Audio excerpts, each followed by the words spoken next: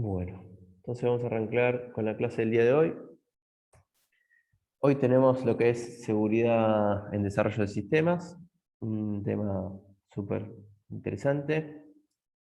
Así que vamos a arrancar con primero una breve introducción de por qué es importante la seguridad en desarrollo.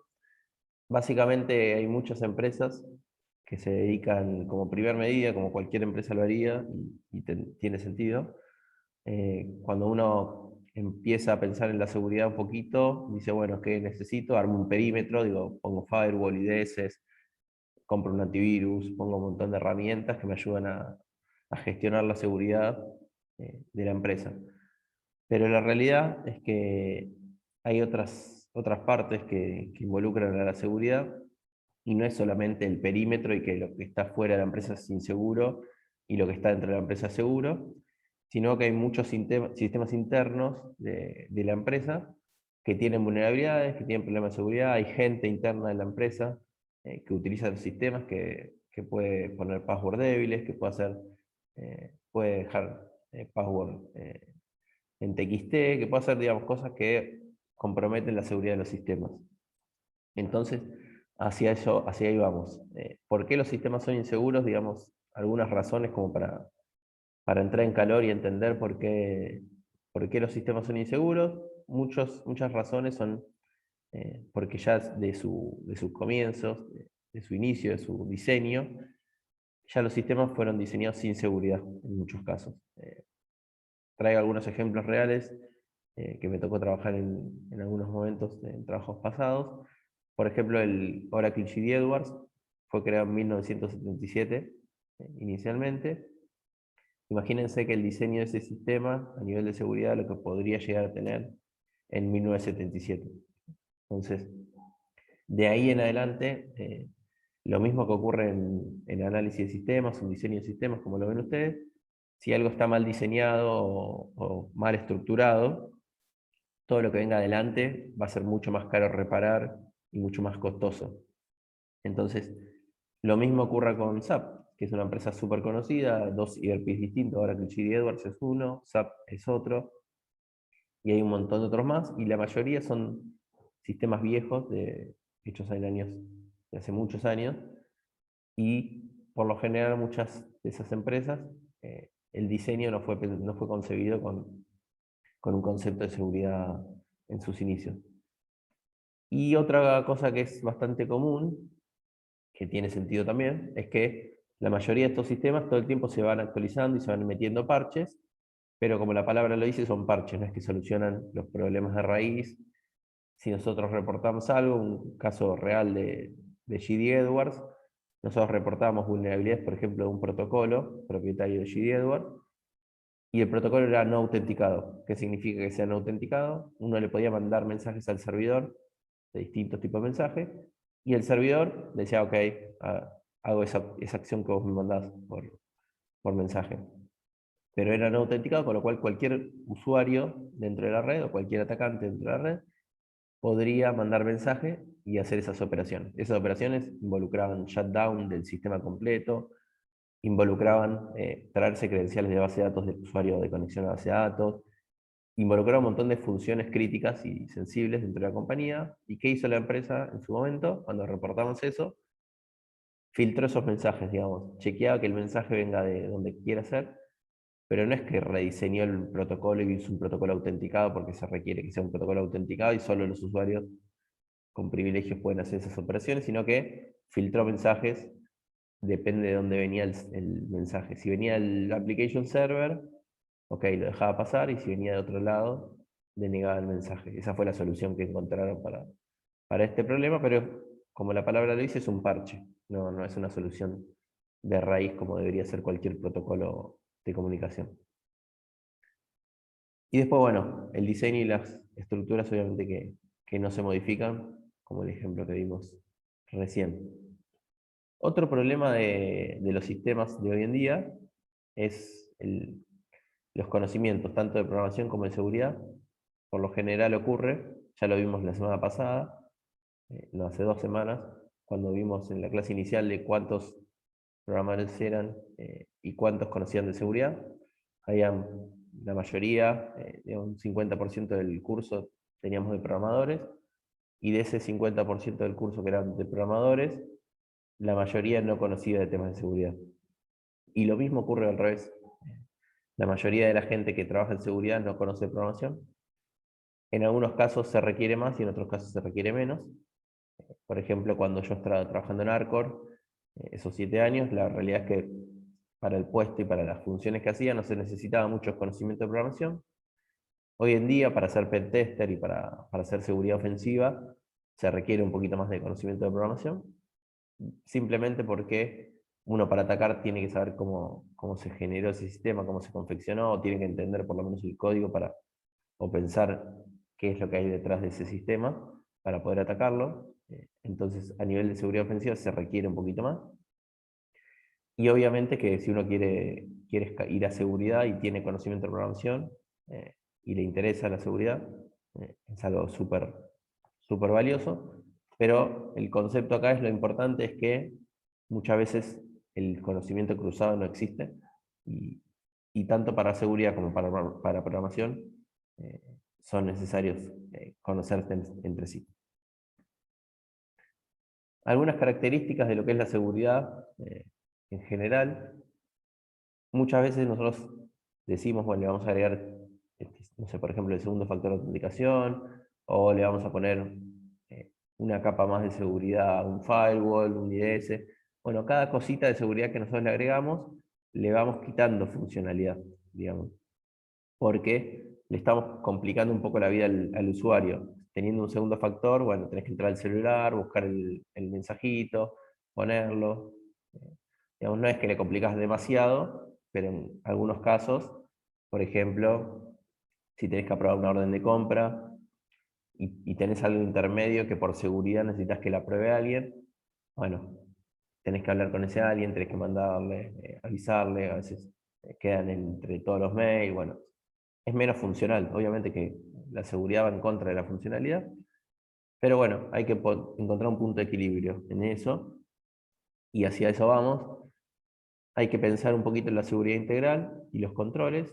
Imagínense esto como si fuese ustedes el gobierno, sin entrar en política, y ustedes necesitan recaudar más plata. ¿Qué harían en ese caso si necesitan recaudar más plata? Que el gobierno lo suele hacer. La mayoría de los gobiernos lo suelen hacer cuando necesitan plata. Y aumentar impuestos. Aumentar impuestos, claramente. La mayoría hacen eso, bueno, es como la solución fácil, aumenta los impuestos y la gente lo paga. Pero llega un momento donde aumento tanto los impuestos que llega un punto donde ya el bolsillo de la gente no da más, entonces la gente empieza a evadir impuestos. Y esto imagínense que es la recaudación del gobierno, que en un momento cuando aumentan los impuestos el gobierno empieza a subir la recaudación, empieza a subir. Llega un momento donde la gente no puede pagar más los impuestos y prioriza comer que pagar impuestos y empieza a bajar la recaudación porque la gente no puede pagar más impuestos. Lo mismo pasa con la seguridad. Nosotros tenemos controles, en un momento si le ponemos el segundo factor de autenticación y tiene que entrar al celular, poner un código, bueno, hasta ahí lo hacen. Ahora si tiene que poner el código más la huella y después tiene que mandarle un mail al gerente general para que los deje ingresar al sistema y tiene que salir y entrar del sistema 3 veces para poder autenticarse, bueno, es como medio un chino, como que a nadie le gustaría entrar en la empresa y tener que hacer todas esas cosas para poder entrar al sistema. Entonces, es un balance entre a dónde estoy entrando, una cosa es entrar al data center y otra cosa es entrar al sistema que uso todos los días en la empresa. Entonces hay que pensar un poquito en los controles, en el usuario, en la funcionalidad y en la seguridad en su tema integral para poder proteger a la compañía, digamos. Después otro tema de la seguridad así en general, de lo que son vulnerabilidades conocidas y desconocidas. Hay un montón de vulnerabilidades que salen a la luz. Nosotros, por ejemplo, en el caso que les mencionaba de GD Edwards, nosotros teníamos, digamos, conocimiento que en GD Edwards no habían reportado vulnerabilidades. En toda la historia de esa aplicación se habían reportado en el mundo 5 vulnerabilidades. Dentro de NAPSI fue en ese momento, estaba trabajando, decidieron empezar a hacer investigaciones sobre ese producto y nosotros en cuestión de semanas pudimos encontrar más de 20 vulnerabilidades y bueno, después fueron muchas más, pero en ese momento era un momento donde nadie había reportado nada, pero no significa que no habían vulnerabilidades en ese sistema, simplemente que nadie se había tomado el trabajo de buscarlas o nadie había encontrado. Entonces, en ese momento son unknown vulnerabilities, son vulnerabilidades no conocidas. Una vez que nosotros las reportamos al vendor, bueno, en algún momento se van a hacer conocidas. Ahora vamos a hablar un poquito de eso. Pero mientras estén en vulnerabilidades no conocidas, eh, nadie sabe de su existencia. Hay distintas formas de hacer conocidas las vulnerabilidades. Una es por todo el camino estándar que propone la industria, y otra forma es hacer un disclosure, digamos, de mostrar la vulnerabilidad sin que exista el parche. Eso se lo llama vulnerabilidad zero day, que es lo que lo van a ver en las noticias, en algunos lados, en algún momento. Vulnerabilidad zero day significa que existe la vulnerabilidad, pero no hay un parche por el momento que solucione esa vulnerabilidad. Y eso ocurre porque el que reportó la vulnerabilidad o no informó al vendor de la vulnerabilidad, o lo informó y el vendor dijo, ah, para mí esto no es una vulnerabilidad, no me importa, y el researcher dijo, no, para mí sí es importante, voy a hacer un disclosure de esto y lo presento. Lo puedo presentar en una conferencia, lo puedo presentar en Twitter, donde uno quiera. Eso depende mucho del researcher y depende de lo que uno haya encontrado. Uno puede hablar de esas vulnerabilidades. Y después otro tema también asociado al vendor, y vamos a hablar de esta frase que dice: la confianza es como el arte, que nunca proviene de tener todas las respuestas, sino de estar abierto a todas las preguntas. Y esta frase va a colación de que muchos vendors, hoy en día está mucho más aceitado el sistema y la industria, pero todavía hay vendors que no quieren recibir reportes de vulnerabilidades, o no se le informa. Cuando uno le informa una vulnerabilidad, piensa que los está atacando uno. Entonces, ya hay bastantes, ya está cambiando bastante la cultura de esto, pero todavía hay empresas así. Entonces, lo importante para hacer un sistema seguro es siempre estar abierto a las preguntas, a los reportes de vulnerabilidades, abierto a que le puedan decir a un desarrollador que hubo cosas que están mal hechas. Entonces, todo ese tipo de cosas a veces como que genera un poco de restricción, digamos, de cortar, de tratar de no decir eso, pero las empresas cada vez más están abriéndose a eso. Y también lo que está ocurriendo es el bug bounty, que hasta acá creo que no hablamos de bug bounty, ¿o sí? ¿Alguno escuchó hablar de bug bounty? No, en mi caso no. ¿Algún otro? ¿Alguien sí? Son tipo, bueno, serían como personas que se dedican a buscar bugs en aplicaciones y reportarlos. Bien, y a O, cambio, sí. y Y a tratar de cambio, buscar soluciones también. y a cambio que reciben. Y algún pago de la empresa que, que tenía el bug. Exactamente. Lo que hacen es eso, son programas de hacking, digamos. Eh, por ejemplo, HackerOne es una empresa que, digamos, que hostea a otras empresas para básicamente ganar plata. Eh, Vamos a ver si podemos encontrar.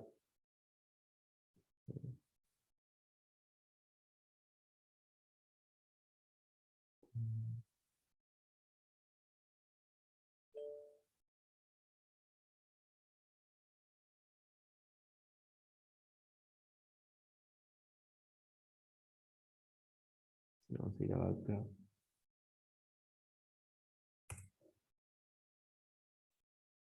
Estas son dos empresas que hostean empresas.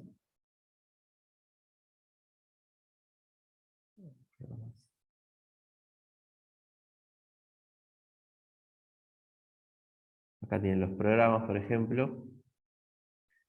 Y acá dice por ejemplo, Leading Financial Company needs your help, y pagan por vulnerabilidad entre 50 y $5.000 por vulnerabilidad.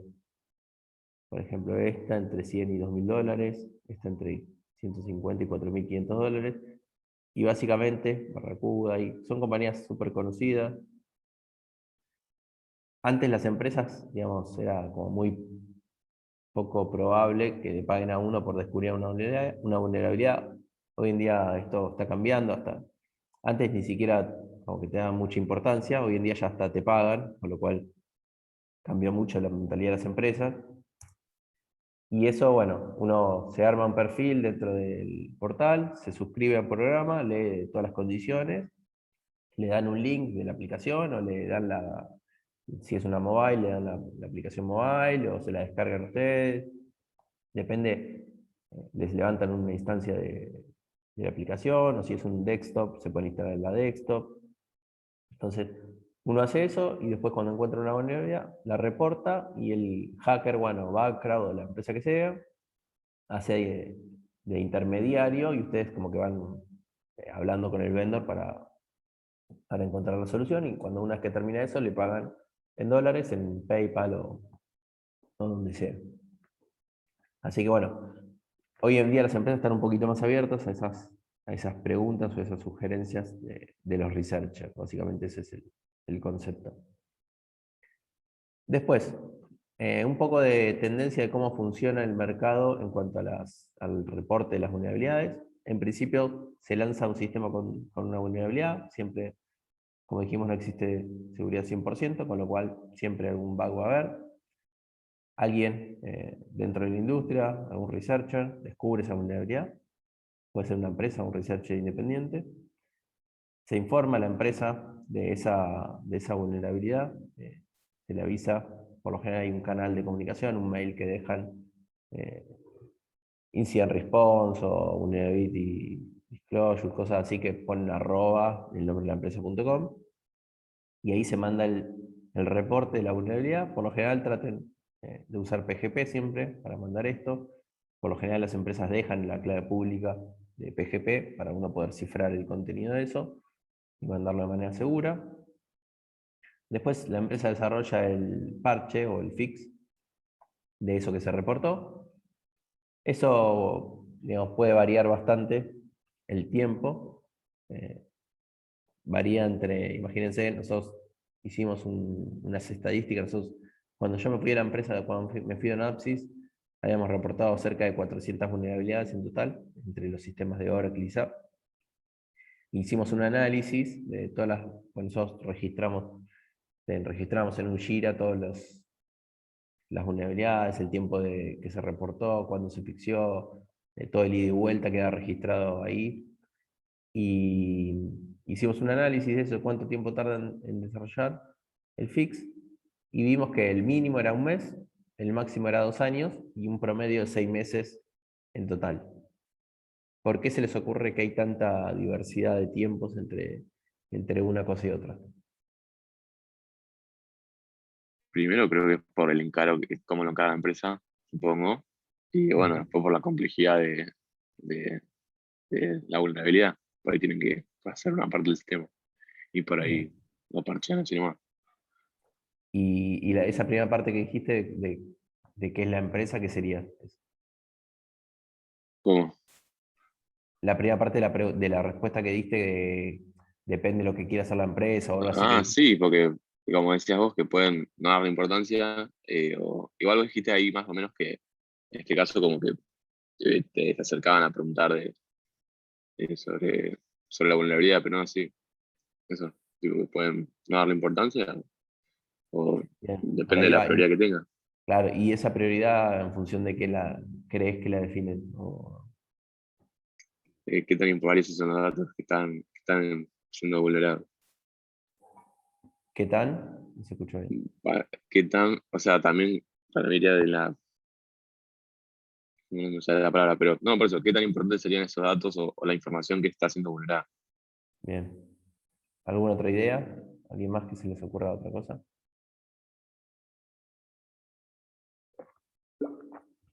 supongo que harán un análisis de riesgo para ver cuál fixiar primero y cuál dejar para después, o tal vez alguna es más compleja de fixiar que otras simplemente, y se tardan en hallar una solución. ¿Alguna otra? Va, Sí, sí. ¿puedo? Sí, Perdón. sí, obvio. Por ejemplo, cuando estábamos buscando vulnerabilidades, ahí en muchos casos dice la complejidad y te dice qué afecta y si es fácil de replicar o si es compleja, Ujú. por ejemplo. Yo supongo que hacen como un análisis de ese estilo. Bien. Son todas respuestas válidas. Yo después le voy a decir la conclusión que sacamos nosotros, que no significa que sea la realidad absoluta, pero es bastante probable por, por cómo se dio, digamos. Pero a ver, ¿alguna otra idea?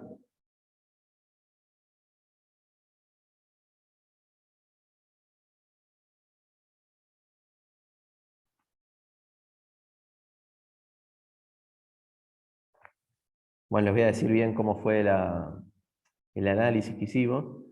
Lo que hicimos nosotros es empezar a entender primero por qué había tanta diferencia, había de 2 años, 1 año, 6 meses, hasta 1 mes, y casi que salió solo el resultado de este análisis, porque cuando empezamos a agrupar por sistemas, nos dábamos cuenta que los sistemas que tenían más usuarios, digamos, los que tenían más vendedores, que tenían más clientes, los vendors, digamos, imagínense ahora que el SAP tienen miles y millones de clientes. Bueno, los sistemas que vendían más, digamos, por ejemplo, en el caso de SAP era SAP for HANA, que es una base de datos propietaria de SAP, que quiere competir con Oracle y como que le daba mucha importancia a eso, era uno de los sistemas que más importancia le daba. O sea, le reportábamos algo en SAP for HANA y al toque, enseguida lo fixaban. En el caso de Oracle nos pasó algo bastante también eh, novedoso o parecido a esto, cuando estábamos con GD Edwards, que era un sistema de Oracle que lo usaban algunos clientes, pero eran mucho menos los clientes que lo usaban, la realidad es que ahí lo que pasó es que tardaban un montón, lo mínimo que tardaban era 6 meses en fixear algo, y cuando nos movimos a Business Suite, que es otro ERP de Oracle, que lo usaban muchos más clientes y tenía mucho más visibilidad para Oracle ese sistema, empezó a fixear muchísimo más rápido. Así que básicamente como la primera, pero estaba bien lo que decían también ustedes, como tienen que definir prioridades, obviamente, pero la prioridad para las empresas son los clientes o el negocio. Cuanto más vendés o cuanto más querés vender un producto, le das prioridad a eso y uno como intuitivamente dice, no, para mí está mal porque en realidad tiene que mirar la vulnerabilidad o mirar el tema técnico o los riesgos, toda esa parte, pero la realidad es que el negocio mira la plata y la plata se mueve por los clientes y entonces le dan importancia a eso más que a cualquier otra cosa. Después, publicar la vulnerabilidad, eso lo hacen, depende de cada empresa, a veces lo hacen el segundo martes de cada mes, por ejemplo, Microsoft lo hace así, SAP lo hace así, Oracle lo hace de una manera muy rara, que lo hace por quarter, digamos cada 3 meses. Un quarter sería un cuarto del año, que sería cada 3 meses, y lo hace el 17 del mes que cae, que sería enero, abril, julio y octubre, y de ese mes que cae, digamos cada quarter, el martes más cercano al 17 de ese mes. Así que es muy rara la forma que lo hacen, pero bueno, es su forma de publicar los parches. Imagínense, para que tengan una idea de números, en el caso de SAP, por ejemplo, salen entre 20 y 40 vulnerabilidades por mes, y en el caso de Oracle, entre 300 y 500 vulnerabilidades cada 3 meses. Digamos. Obviamente que Oracle es más grande que a nivel clientes y software, que tiene muchas empresas internamente, compró un montón compró a PeopleSoft, compró a Sun, compró Java, compró un montón de cosas que tenían embebidas y bueno, y sigue comprando, tiene más de 50 grupos de productos internamente, con lo cual, bueno, es una empresa súper grande, pero 300 vulnerabilidades o 500 por quarter es un número bastante grande. Y una vez que se publica el parche, el vendor publica el parche, los clientes tienen que instalar ese parche. Y bueno, esto es una parte que parece trivial y como que todo el mundo lo hace. La realidad es que muchas veces pasa que los clientes no instalan los parches, y lo que pasa ahí es, en vez de instalar los parches, esperan a que haya un sistema estable dentro de 2 años y migran a ese sistema nuevo. Entonces, durante ese lapso de tiempo, esos 2 años, estos clientes están vulnerables y con una vulnerabilidad pública. A veces no se hace disclosure, digamos, no se informa la vulnerabilidad técnica de manera técnica, sino que se dice, hay una vulnerabilidad, por ejemplo, de cross-site scripting, listo. Y se dice eso solo, no se dice en qué archivo, cómo se explota, no se dice nada. Entonces ahí es un poquito menos riesgoso para los clientes, pero muchas otras veces se hacen públicos los exploits, y ahí entra un poquito, se hace un poquito más grave, como pasó en algún momento WannaCry y otros sistemas que habían exploits públicos, había sistemas vulnerables, la gente no parcheaba, y bueno, los atacantes salieron a buscar sistemas vulnerables, y se generó mucho ruido en su momento. Vamos a ver el modelo cascada, pero no en sí desde el punto de vista de análisis o diseño, nada, sino que desde el punto de vista de seguridad. Vamos a ver rapidito para ir avanzando.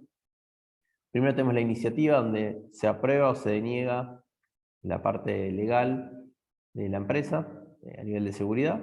Si hay, por ejemplo, alguien quiere subir a la nube temas de medicina, la historia clínica, medicina, subirla a la nube, bueno, a nivel de seguridad y de datos personales, uno tendría que decir, bueno, tengan cuidado, porque esa información es privada y puede acceder a alguien. Entonces, bueno, ahí a nivel de seguridad hay que evaluar esa parte, temas políticas internas y todo ese tema.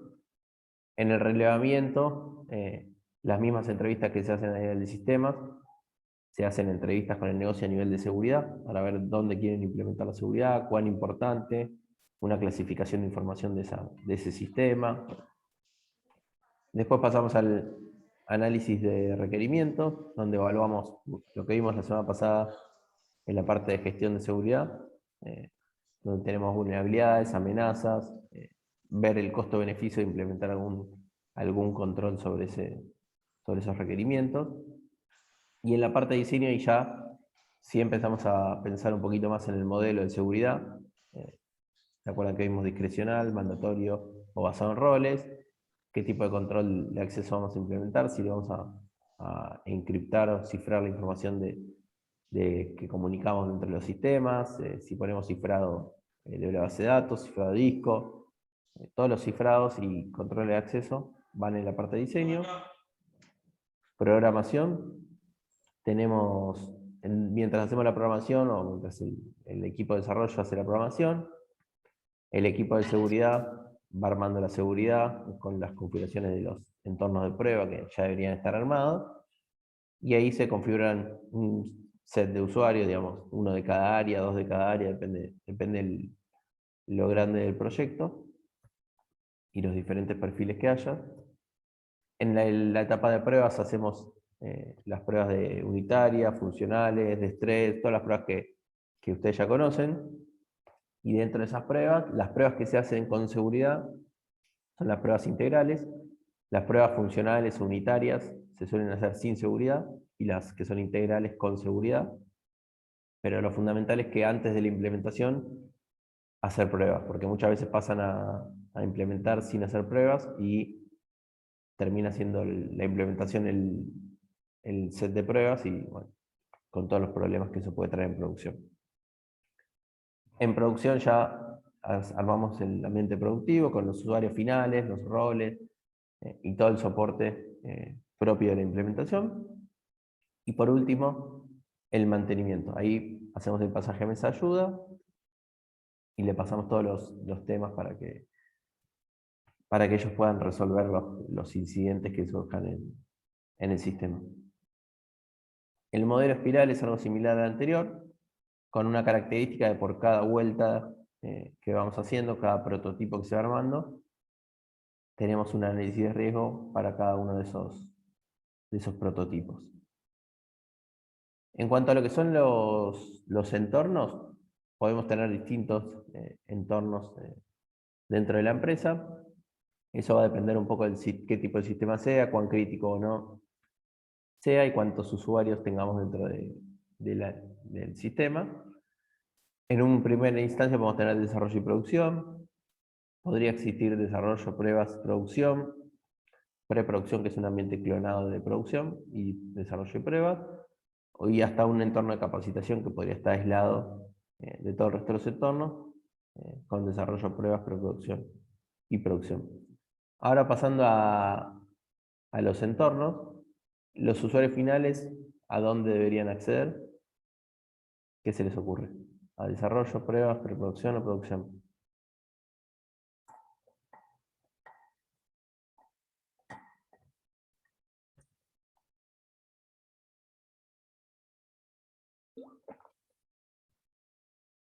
A ver si alguno se anima. Son todos tímidos.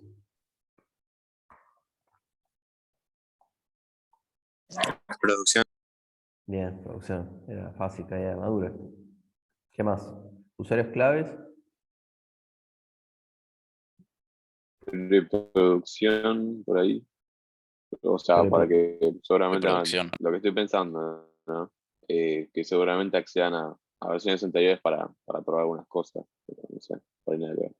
Bien. Preproducción seguro, con el rol de prueba, digamos, de usuario clave, va a entrar a preproducción, pero después cuando tenga el usuario de rol final, de usuario final, va a entrar a producción, pero es correcto que entre a preproducción. Desarrolladores, cae de maduro. Desarrollo.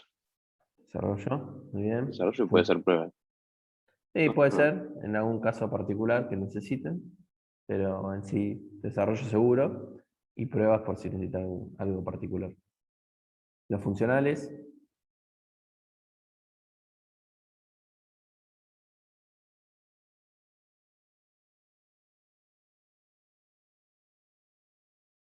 ¿dónde lo hacemos en las funciones? Pruebas, ¿puede ser? Pruebas, puede ser, muy bien. Y preproducción en algunos casos, lo mismo que vimos con los desarrolladores.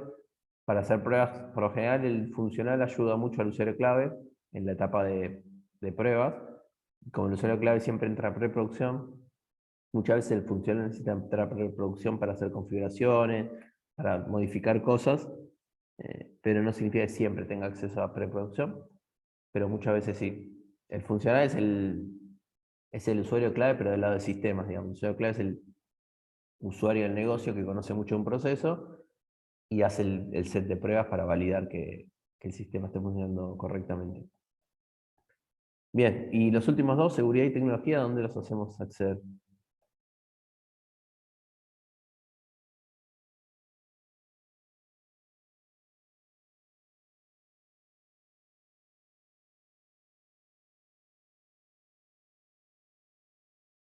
Digo que podrían estar en todos, creo. ¿No se ven Por todos? ahí la seguridad tenía Bien. menos desarrollo, no sé.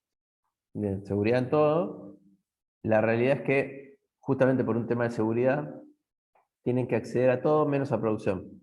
Pero ustedes me van a decir, pero ¿cómo hace para configurar todo si no entra en producción? Bueno, lo que se hace en estos casos, en las empresas maduras a nivel de seguridad, se les da acceso a los entornos no productivos y después cuando tienen que acceder a un entorno productivo para el proyecto, durante el momento del proyecto se les da acceso, crean los usuarios, los roles, modifican todos los perfiles y una vez que ya está activo el sistema y ya está estable en producción, se les saca el acceso, se autosacan el acceso en realidad, y se accede solamente con un sobre, digamos, un sobre puede ser virtual o puede ser real, con una password específica, y se bloquea el usuario, el de seguridad, el de tecnología. En caso de un incidente, se recurre a ese sobre, se usa la clave temporal por un tiempo determinado, queda todo auditado eso, y una vez que se termina el incidente, se cambia la password por una aleatoria que nadie conoce, se ensobra, y se vuelve al proceso de nuevo. Entonces,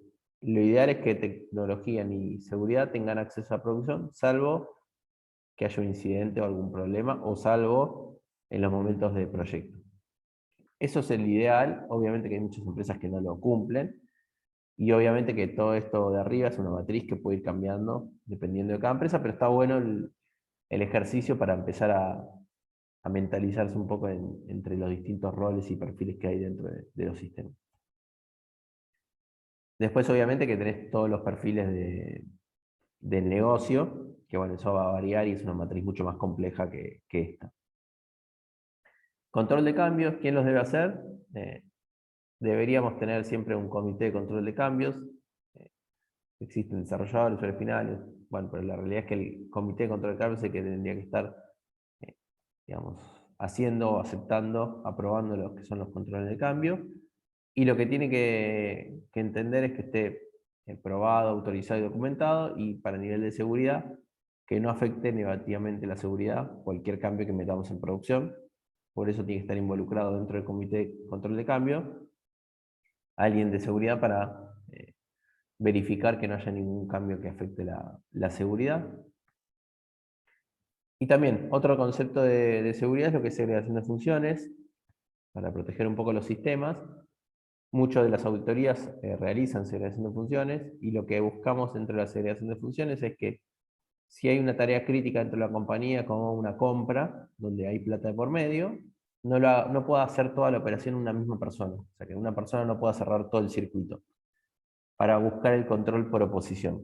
Entonces, ¿cómo funciona el proceso? Generamos una matriz de segregación de funciones, de incompatibilidades, donde tenemos todos los procesos de la compañía, donde tenemos las compras, con todos sus subprocesos, activos fijos, almacenes, ventas, facturación, con todos los procesos de la compañía core, y de ahí tenemos todas las incompatibilidades. Todo lo que está en rojito es que son funciones incompatibles. Por ejemplo, generar una compra con aprobar una compra es incompatible.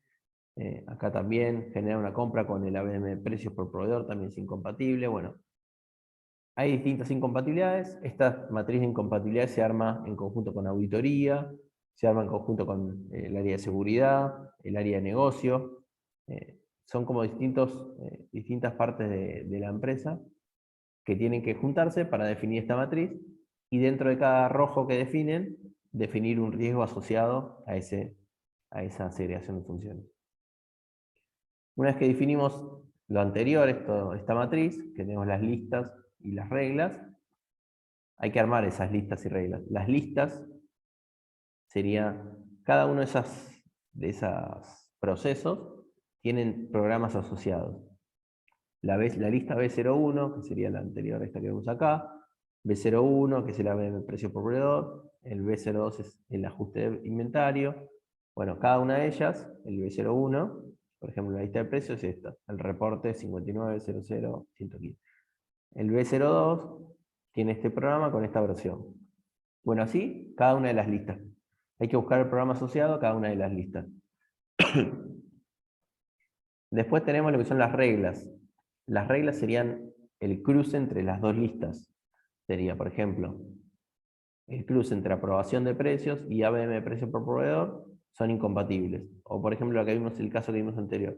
La generación de una orden de compra, que es la lista B04, es incompatible con la lista B03, que es aprobación de documento de compra.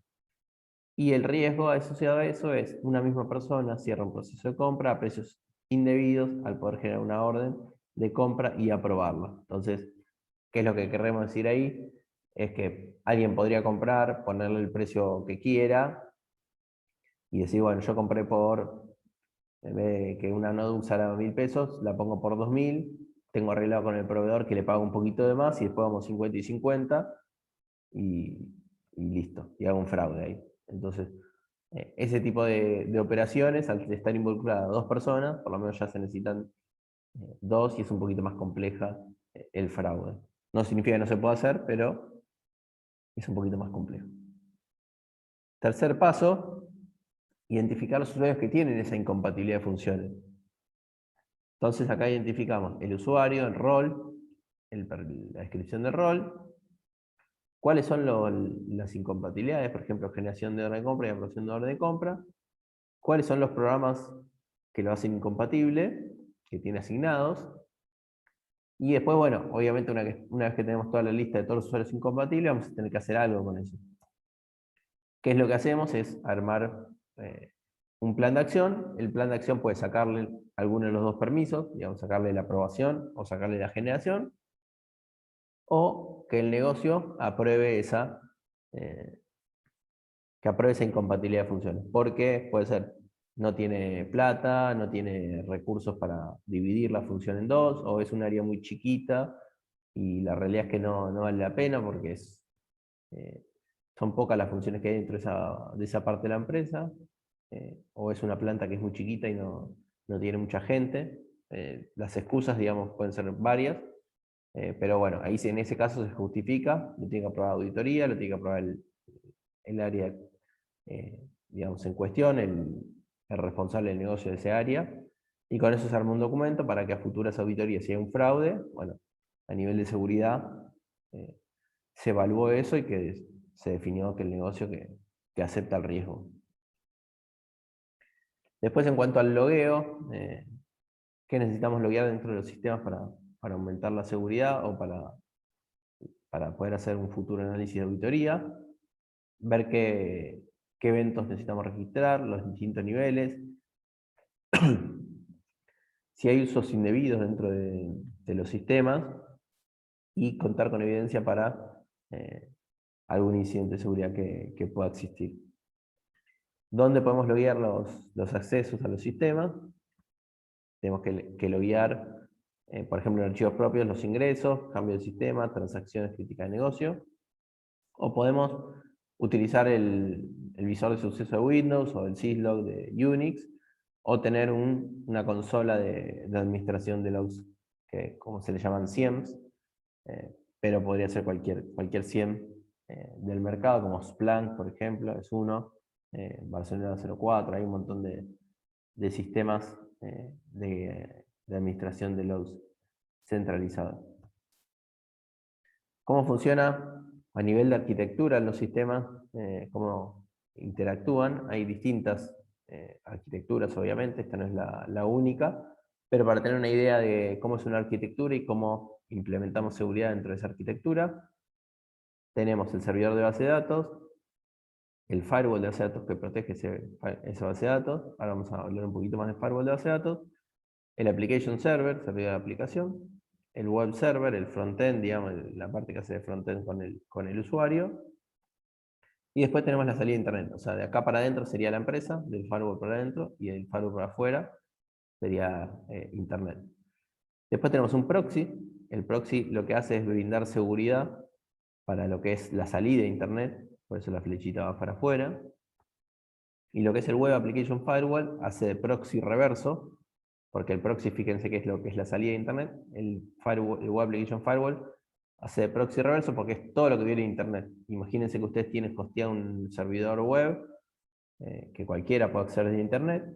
Entonces el Web Application Firewall lo que hace es verificar todos los inputs de los usuarios de ese frontend, para chequear, por ejemplo, si hay un SQL injection, si hay un cross-site, digamos, si hay ataques a los servidores. Bueno, el Web Application Firewall debería frenar esos ataques.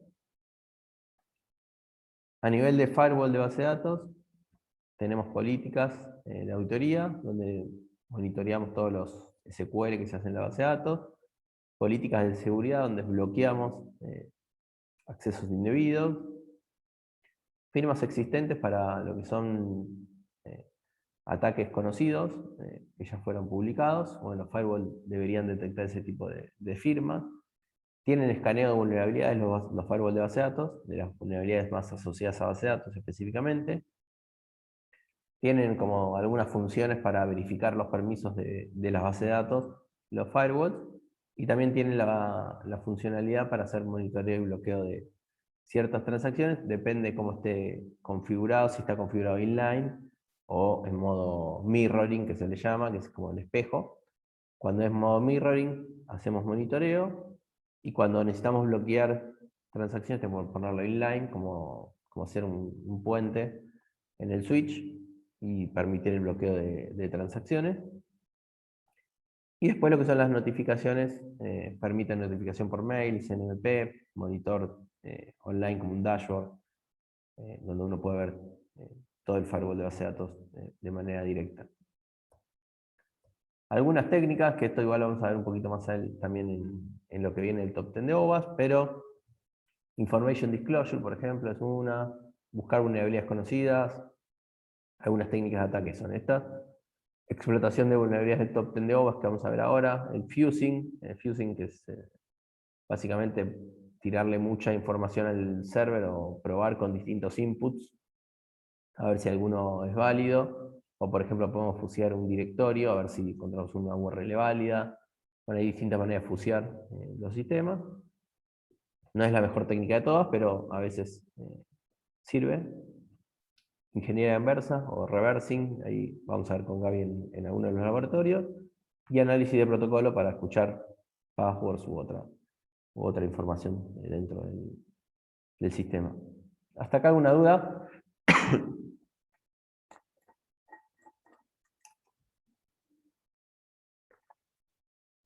No, todo claro. Sin dudas. Buenísimo. Genial. Bueno, avanzamos entonces con el top 10 de OWASP. Esto les presten atención porque les puede servir para el trabajo práctico. Seguro muchos de ustedes eligieron parte del top 10 de OWASP para lo que es su trabajo práctico. Vamos a ver, en las 10 vulnerabilidades las vamos a ver más a nivel teórico por el día de hoy. Y ya en el segundo laboratorio lo vamos a repasar a nivel práctico, viendo alguna de estas configuraciones. Más allá de que lo vamos a ver a nivel teórico, les recomiendo que vayan a Web Security Academy.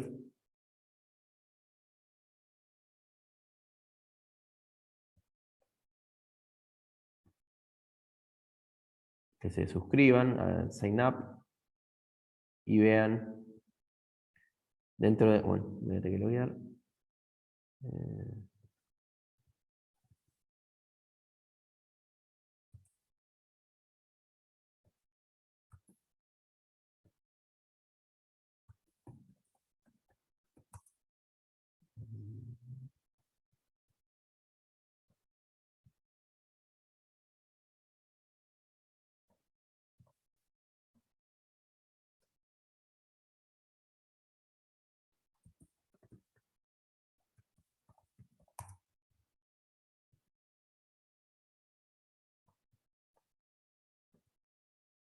Vayan ahí, una vez que se suscriban, vayan a Academy, pueden ir directamente a los labs e ir haciendo, por ejemplo, SQL Injection, o pueden hacer de control de acceso, hacer algunos ejercicios de control de acceso, de cross-site scripting.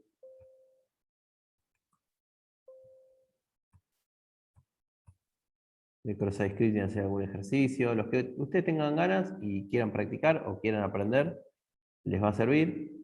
Y otra cosa que está buena del Web Security Academy es que pueden ir haciendo la parte teórica también y mechar con los laboratorios, por ejemplo, la parte de control de acceso.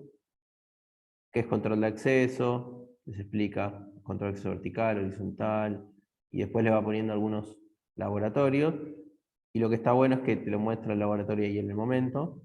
Uno accede directamente al laboratorio ahí online. Lo ven ahí.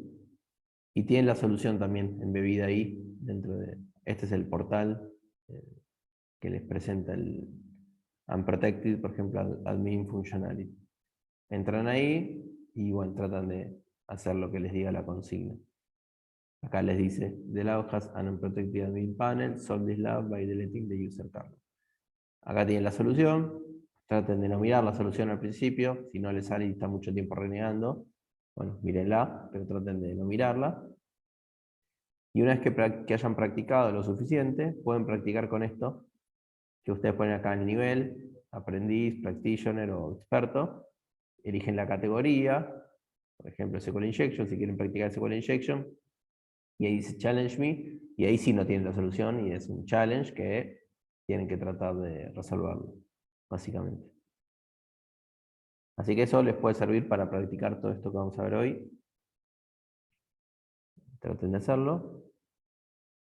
Y después igual en la clase del segundo laboratorio vamos a avanzar un poquito más de la parte práctica. Así que bueno, el top 10 de OWASP, vamos a ir viendo uno por uno todo el top 10. La primera vulnerabilidad que vamos a ver, el tipo de vulnerabilidad, es la parte de inyección. Puede ser SQL Injection, puede ser LDAP Injection o otro tipo de protocolo de inyección, otro protocolo. Y lo que vamos a hacer ahí es básicamente inyectar dentro de algún parámetro cierta cadena de caracteres que sea interpretado por el motor de base de datos o por el LDAP que está por detrás del directorio, digamos. Entonces, ¿cuál es el impacto que podemos llegar a tener ahí? Es robo de información, denegación de servicio, depende los permisos que tenga el usuario con el cual estamos haciendo el SQL. Vamos a poder hacer eso. ¿Cómo prevenimos este tipo de ataques? Una API segura, con ciertos parámetros tomando como input. Prepare statement, por ejemplo, para lo que es SQL Injection, donde sanitiza todo lo que son las entradas. Y después, siempre utilizar, esto lo vamos a ver bastante en el top 10 de OWASP, es siempre utilizar whitelist en vez de blacklist. ¿Qué sería una whitelist en vez de blacklist? Sería whitelist es, imagínense que tienen el campo de usuario, donde uno tiene que ingresar el usuario. En vez de decir, bueno, no permito las comillas, no permito el mayor, no permito el menor, no permito ningún carácter especial, en vez de decir lo que no, digo lo que sí. Entonces, si estoy esperando en un parámetro el usuario, voy a decir que permito, solamente letras, no acepto nada más que letras, o letras y números. Solamente el usuario puede tener letras o números y nada más, eso es una whitelist, es decir, qué es lo que permito en vez de decir todo lo que no permito. ¿Por qué eso es mejor? Porque obviamente cuando llego a lo que no permito se me pueden pasar caracteres especiales o encodings o cosas que el atacante podría hacer algún jueguito ahí para bypassear esa blacklist. Entonces, al nivel de ejemplo, ¿qué podríamos hacer con una SQL Injection? Imagínense que ustedes tienen un select from accounts where el customer ID es igual a, y acá pasa por parámetro el valor ID. Y así como viene, lo pasa al SQL, no hay ninguna sanitización ni nada en el medio. Entonces, el atacante podría modificar el parámetro ID mandar por request el parámetro ID y ponerle 2, comilla, or 1 igual 1, sin cerrar la comilla acá, no es que me la olvide. Entonces, ¿cómo quedaría hecha la consulta? example.com/app/account view. Si nos pregunta que vienen los parámetros, ID igual el 2, que le habíamos mandado, comilla, or 1 igual a 1, igual, comilla, 1. Esto es lo que le mando como lo que se llama payload, lo que le estoy enviando en el parámetro ID. ¿Y cómo quedaría la consulta armada? Select asterisco from account where customer ID igual a 2 or 1 igual a 1. ¿Y qué hace eso? Es siempre verdadero, entonces. No sé. Simple verdadero, entonces. Te va a devolver la tabla de los accounts. Porque el where es un. Analiza un condicional. Claro, en vez de traerme el account ID solamente el 2 o el que quiere el usuario, me puedo traer toda la tabla de accounts completa. Esto es un solo ejemplo y esto estoy trayéndome, es bastante trivial y no da mucho, pero después se puede hacer selects dentro de selects y traer mucha más información. En el laboratorio vamos a ver que podemos jugar muchísimo más con esto y se puede traer información más jugosa y hacer hasta retriviar de información. Hace poquito nos pasó esta semana que pasó, la otra fue, un cliente que teníamos un SQL Injection, que era un SQL Injection específico, Boolean base, que era como el motor de base de datos te contesta sí o no nada más, para ciertas cosas, y tenés caracteres. Nosotros lo que hicimos es agarrar cada uno de los caracteres, íbamos como en un while, viendo, por ejemplo, agarramos el primer carácter de la tabla de usuarios, por ejemplo.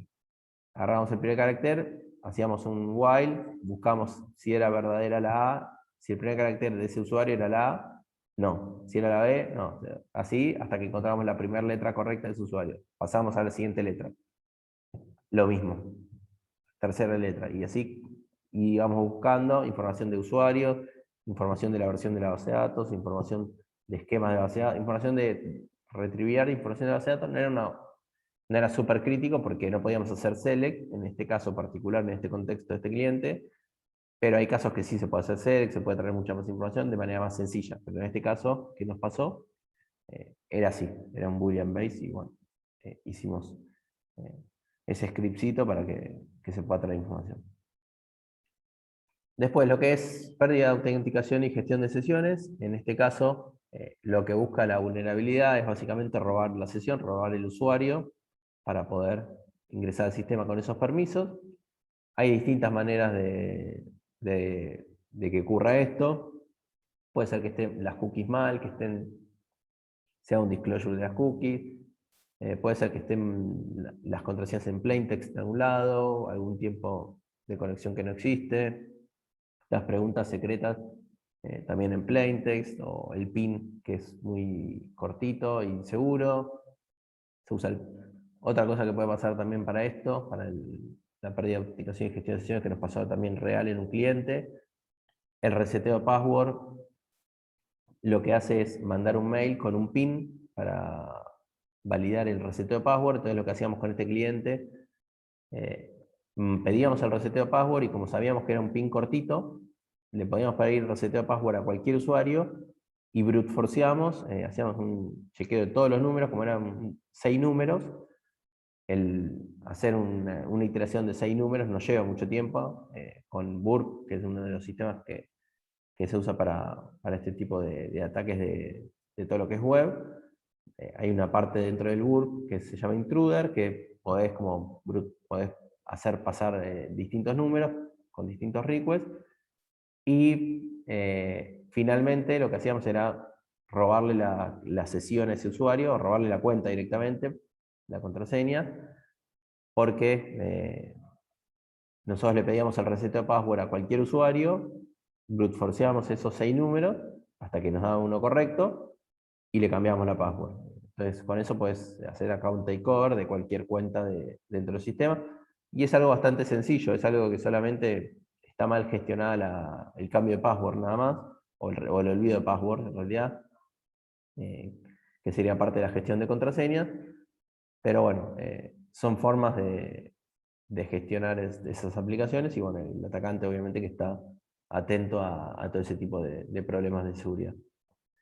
¿Qué es lo que puede hacer un atacante? Obviamente, como impacto, es todo lo que tenga asociado a la cuenta, los permisos que tenga, va a poder hacer cualquier acción asociada a ese usuario. ¿Cómo prevenir este tipo de ataques? Autenticación fuerte es una, obviamente que no es infalible, pero como lo vimos en la noticia. Y también frameworks confiables de todo tipo para lo que son reseteo de password, para lo que son sesiones y todo ese tipo de cosas. Siempre hay un framework que nos puede ayudar.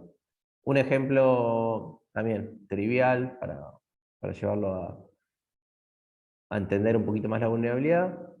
Uno puede pasar en una URL, por ejemplo, el example.com/sales ítem, y poner el session ID en una URL. Eso no es una buena práctica, porque cualquiera que tenga acceso a los logs, por ejemplo, podría llegar a entender o a leer ese session ID, o mismo haciendo un ataque man in the middle, de hombre en el medio, escuchando el tráfico, como va por HTTP, todo eso va en texto plano y se puede ver el session ID también. En lo que es exposición de datos sensibles, esto es básicamente utilizar man in the middle para lo que vimos anteriormente. Man in the middle sería escuchar, levantar, por ejemplo, un Wireshark o alguna aplicación que escuche el tráfico, y si la aplicación no utiliza cifrado de cliente-servidor y va todo en texto plano, el atacante podría escuchar todo el tráfico que vaya desde el cliente hacia el servidor. Obviamente, ¿cómo prevenir esto? Con cifrado de todo lo que son datos sensibles, contraseñas, y todo lo que vaya a tarjeta de crédito, todo lo que sea sensible, cosas médicas, hay que cifrar todo, así que eso ténganlo en cuenta para sus sistemas, aunque la Una mayoría... consulta Sí, con eso, porque cuando estaba leyendo lo de LOWASP, este pasó a ser como errores criptográficos o algo así, más específicamente, porque veo como que decía que la exposición de datos sensibles era como más como una consecuencia que una causa. Y nada, tipo, como hay un montón que estuvimos leyendo que como que decía, bueno, y termina exponiendo datos sensibles, tipo, cosas así. Ya con que tenga eso lo puedo tomar como posesión de datos sensibles, supongo. Porque sí, por ahí sí, tenía, hasta por ahí usaba SQL injection y nada, tipo, como que exponía datos sensibles, no sé, es medio raro. pero que era la vulnerabilidad que era, entonces, Nada, ¿cómo? ¿Qué tipo? No, claro. no me acuerdo, pero, o sea, por eso lo que te decía que a veces que por ahí decía que podías hacer hasta, o ponía, no sé, le ponía más SQL, bueno, inyección de SQL, Sí. pero también vulneraba datos sensibles, tipo, se Ah, que era más de una, exponía. decís. Bueno, no sé si era más de una, pero muchas veces por ahí podría entrar en otra categoría para lo que estaba leyendo y terminaba exponiendo datos sensibles. Entonces, por eso, Sí, tipo, sí, está sí, medio sí, raro la sí. definición. Sí, sí, totalmente, sí. Es que esto de exposición de datos sensibles es como muy propietario para Sí, algo que por el protocolo o algo muy... siempre se pueden cruzar con, por ejemplo, exposición de datos sensibles, obviamente que un SQL injection va a desplegar datos sensibles. Puede ser que hay un montón de vulnerabilidades que estén asociadas a exposición de datos sensibles, pero esto va, no es que tenés que explotar otra cosa para hacer una exposición de datos sensibles, sino que de por sí estás usando un protocolo que hace que expongas esos datos, digamos, utilizar HTTP, por ejemplo, es una exposición de datos sensible porque todo lo que vaya de ese canal puede ser leído por cualquiera. Y así como eso, por ejemplo, el caso de la vulnerabilidad que les comentaba antes yo al principio del GDNet, de que era un protocolo que era no autenticado y obviamente que ahí tenías exposición de datos sensibles porque iba todo en texto plano y sin autenticar, entonces ahí claramente es algo de exposición de datos sensibles, pero hay casos donde puede mezclarse o puede darse más de uno en conjunto. Sí, sí, totalmente. muy bien, buenísimo. Gracias. No. De hecho, para el trabajo práctico, ustedes, si, si ven algo que creo que lo hablamos en la primera clase, pero por las dudas, si ven algo que no encaja dentro del top 10, pero a ustedes les interesa mucho porque es una vulnerabilidad, obviamente tiene que ser algo de seguridad y una vulnerabilidad, pero si es algo que está fuera del top 10, pero a ustedes les interesa mucho, no es necesario que sí o sí esté dentro del top 10. Nosotros lo ponemos dentro del top 10 porque es algo bastante común, conocido, que en la industria se usa mucho y que les facilita un poco encajarlo dentro de algo para guiarlos un poquito, pero si encuentran otra cosa también es bienvenido para el TP. Bien, seguimos con la cuarta vulnerabilidad, la cuarta categoría, XML External Entity. Acá un atacante podría explotar lo que son vulnerabilidades de XML, donde el servidor lee el XML, donde tiene external entities, que esas external entities hacen operaciones dentro del servidor, y la vulnerabilidad en sí es el servidor no sanitiza esa external entity y el usuario podría ejecutar código con ese XML, depende obviamente de lo que haga ese XML. Si va, por ejemplo, si recibe un parámetro del XML que dice ejecutar este comando y no está sanitizado, y bueno, podría ejecutar cualquier comando, termina siendo un remote code execution. Después, si por ejemplo quiere leer un archivo, tiene un XML para leer un archivo y pasa un path digamos, del servidor, y yo le puedo pasar cualquier path, pues puedo leer archivos arbitrarios. Capaz está preparado para leer un solo archivo, el XML, que vaya y le agarre y lea un archivo específico del servidor.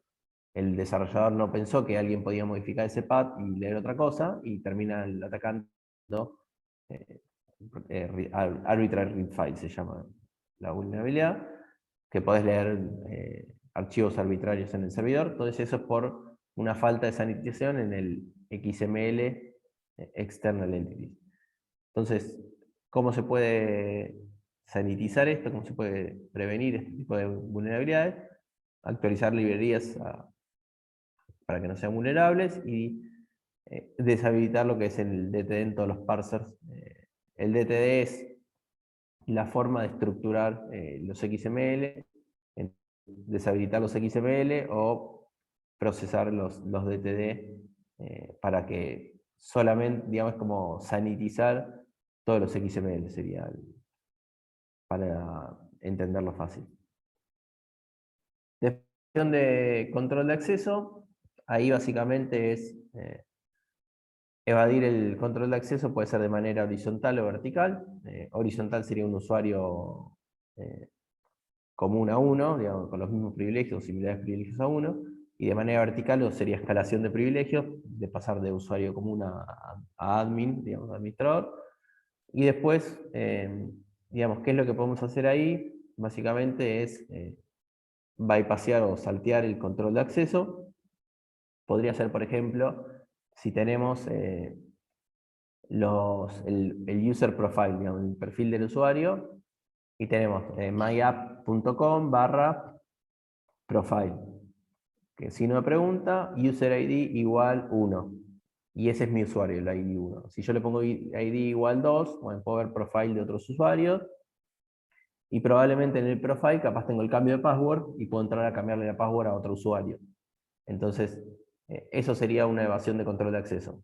A través de un parámetro, puedo entrar en otro perfil de usuario y cambiarle la password. Bueno, entonces, estoy bypassando el control de acceso porque obviamente que yo no tendría que poder entrar al perfil ni a poder cambiar la password a otro usuario. Entonces, bueno, ese tipo de vulnerabilidades ocurren bastante seguido en distintos niveles y distintos controles de acceso. ¿Cómo podemos prevenir esto? Obviamente utilizando segregación de funciones, utilizando todo lo que es control de acceso con la regla del mínimo privilegio y dando los permisos necesarios dentro de cada usuario perfil. Configuración correcta de seguridad, esto ya sí es un poquito más genérico de hacer el típico next, next, finish en la instalación por defecto, o cuentas por defecto con password por defecto, por ejemplo, admin, o sistemas que vienen con password que se conocen ya de Cisco, o de routers que son conocidas con password por defecto ya que existen. Entonces, el atacante podría utilizar eso. Después, también cosas que no estén parchadas o viejas que son vulnerables, también podría entrar dentro de esta categoría. Y acá es lo que es cómo prevenirlos. Una buena arquitectura de seguridad, como vimos anteriormente, con varias capas, que dijimos el firewall de base de datos, el web application firewall, el proxy, y dentro de los sistemas también control de acceso y algunas, obviamente implementación de parches. Es como la seguridad en capa, es como muchas seguridades una dentro de otra, por eso primero el perímetro y después los distintos sistemas para lo que es el control. Cross-site scripting, que es secuencia de comandos en sitios cruzados, que la traducción es bastante fea. Básicamente el cross-site scripting, lo que hacemos como tipo de ataque, es inyectar código del lado del cliente, lo cual es una desventaja para el atacante, que el cliente siempre tiene que interactuar para que esta vulnerabilidad explote, digamos, para poder explotar esta vulnerabilidad. Y lo que hacemos es, del lado del cliente, ejecutar código JavaScript, PHP o lo que interprete la aplicación. Entonces, esto es lo mismo que hicimos con injection. Y bibliotecas de sanitización o encoding también sirve para este tipo de vulnerabilidades. ¿Cuál es un ejemplo de un ataque de estos? Imagínense que tenemos acá un string que se usa en HTML y que viene el input name, credit card, text. Acá hacemos un parámetro y tenemos el CC, que sería una tarjeta de crédito. Lo que hacemos acá es, como atacante, podríamos modificar el parámetro CC, o sea, mandarle como parámetro, y acá decimos, bueno, attacker.com/cgibin/food, y acá tenemos el foo, que en realidad sería, estaría mal, en realidad. Vamos a cambiarlo. CC, en realidad. Le pasamos el parámetro CC, que es el que estamos pidiendo arriba, y no, está bien. Esto es como quedaría. Quedaría así. Ya acá lo ponemos en el parámetro CC, le pasamos lo que viene, y cómo quedaría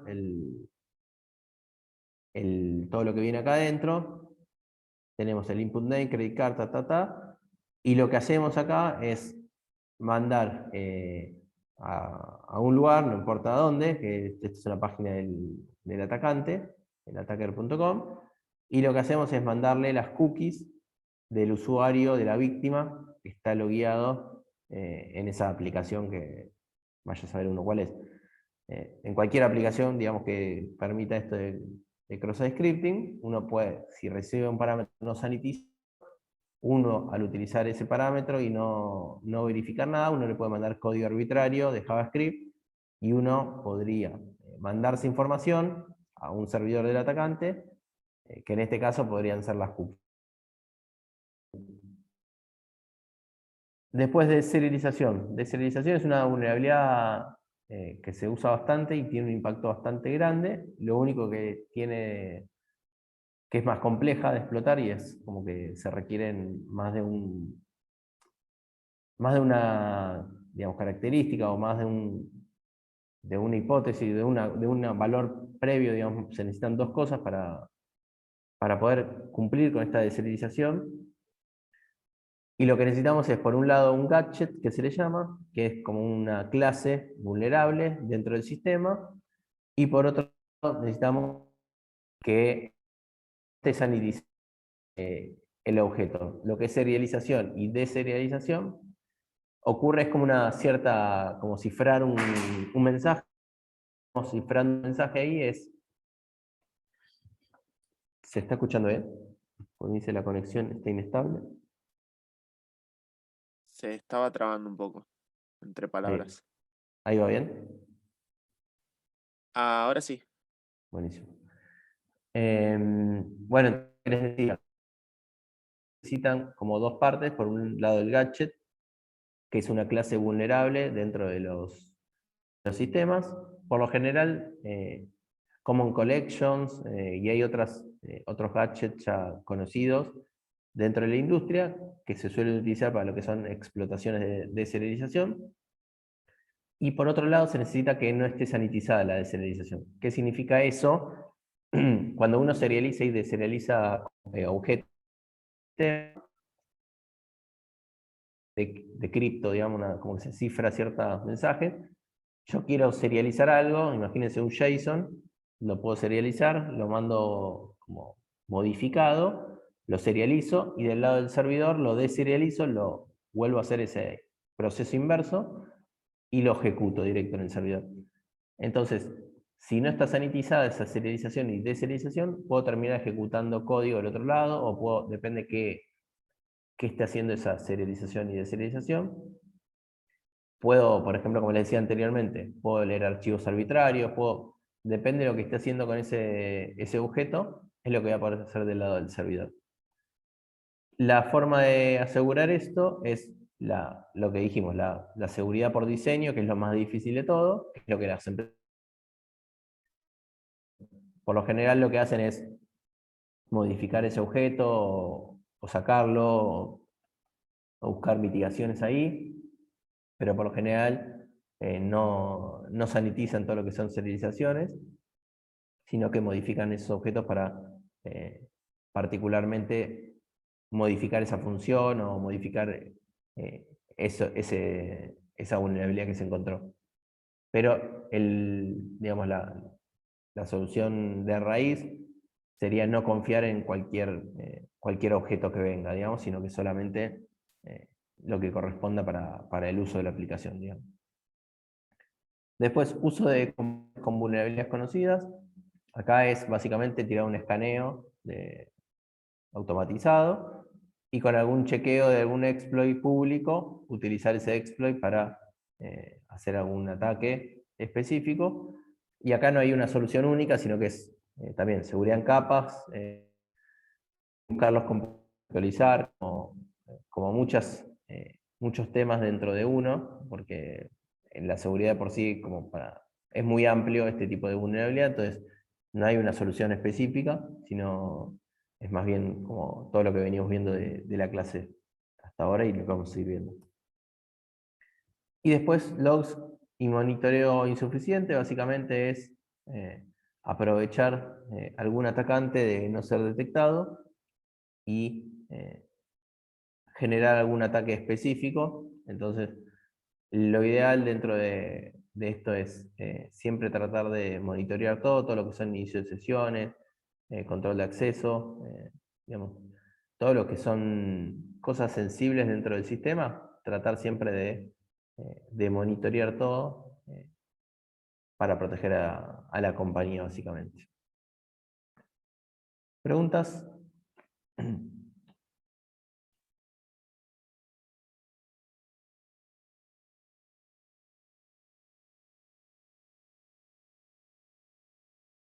No, No, profe. todo claro por ahora. Buenísimo.